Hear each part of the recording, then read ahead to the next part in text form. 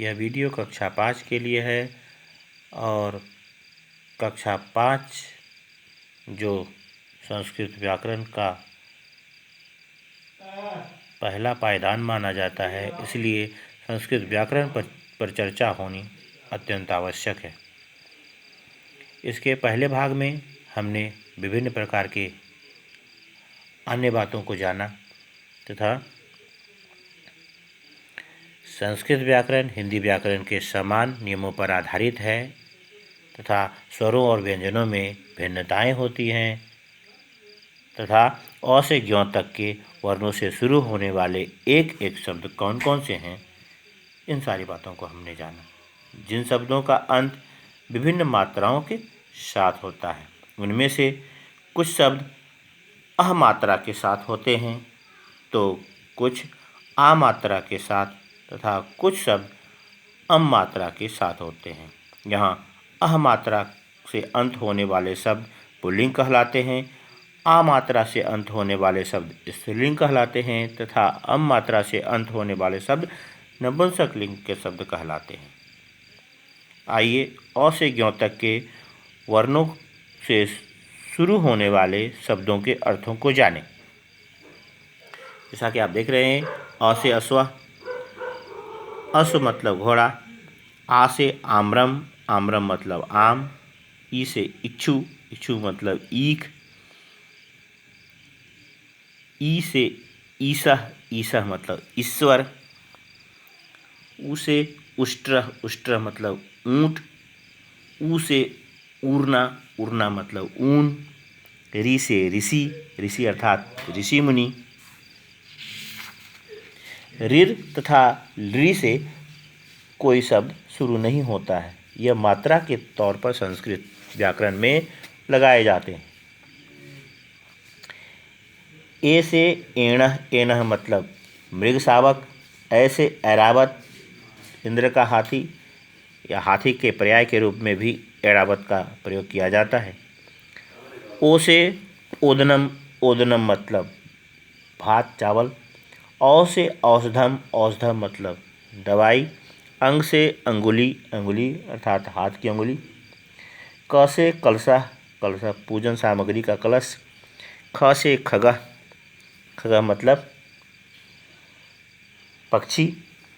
ग से गणेशः, गणेश भगवान, घ से घटी, घटी मतलब घड़ी, च से चटका, चटका मतलब नर चिड़िया, छ से छत्रम, छत्रम मतलब छाता, ज से जन्नी, जन्नी मतलब माँ, झ से झल्लकम, झल्लकम मतलब झांझ या डफली, दोनों को झल्लकम ही कहा जाता है, ट से टंका, टंका मतलब कुल्हाड़ी, ठ से ठटका, ठटका मतलब ठठेरा बर्तन बनाने वाला,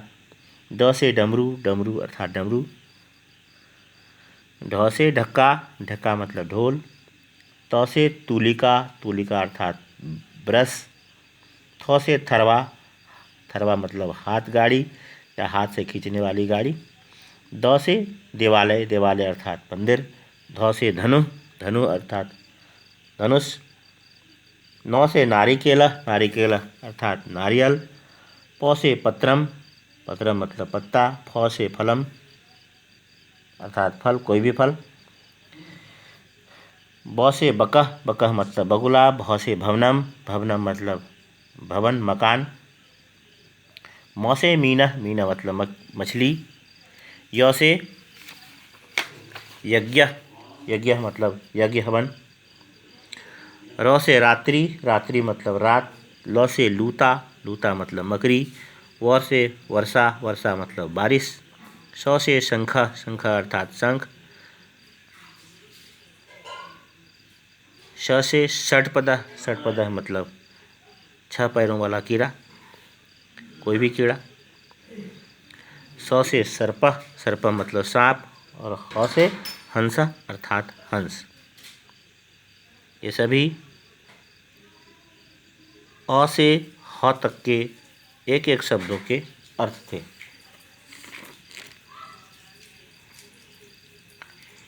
अक्षरों से शुरुआत होने वाले शब्दों तथा अर्थों के बाद हम लोग व्यंजनों के साथ स्वरों की मात्रा के रूप में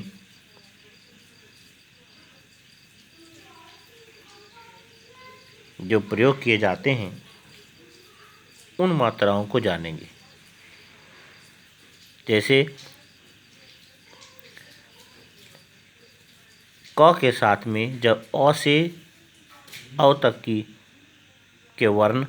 जब लगाए जाते हैं तो वे इस प्रकार बनते हैं। जैसे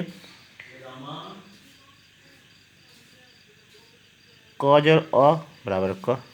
जोड़ आ बराबर का, क जोड़ ई बराबर की, क जोड़ ई बराबर की, क जोड़ उ बराबर कु, क जोड़ उ बराबर कु, क जोड़ री बराबर क्री, क जोड़ रिर बराबर क्रिर, क जोड़ ए बराबर के, क जोड़ ऐ बराबर कै, क जोड़ ओ बराबर को, क जोड़ औ बराबर कौ, क जोड़ अंग बराबर कंग और क जोड़ अह बराबर कह। इस प्रकार अंग अह का प्रयोग भी यहाँ स्वरों की मात्राओं के साथ ही किया जाता है और ये सारे मात्रा के रूप में लगाए जाते हैं।